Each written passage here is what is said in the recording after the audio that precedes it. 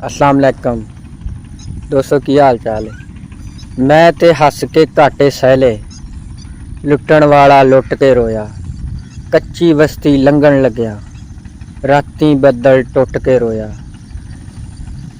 लट्ठे दी थां पाटे लीड़े, चोर कबर नूं पुट के रोया।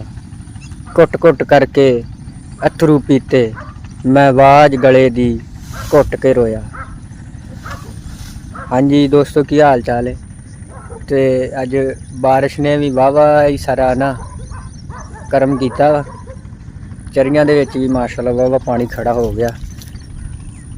राती बदल टुट के रोया। उस्ताद जमल कलीम की गल बिल्कुल सच्ची हो गई है कि राती बिल्कुल बहुत ज़्यादा ना बारिश के बदल ने अपनी रहमत की है।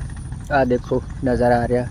असीं अज आए सी पट्ठे वड्ढण ते मैं क्या भी थोड़ा जिहा बारिश का ना नज़ारा विखा दईए तुहानूं। फसलों भी वाहवा पानी खड़ा वा। तो वो भरा मेरा इत्थों चुक के पट्ठे तो बाहर कढ़ के लदन दिया। अज वाहवा बहुत ही कम खराब है, बड़े सारे अज तंग होए हैं। अगे नहीं तो विच आ जाती सी रेहड़ी तो सुख सकून नाल लद लाई दी सी। अज टक चों पट्ठे कढ़ के तो बाहर सड़क के लदन डे।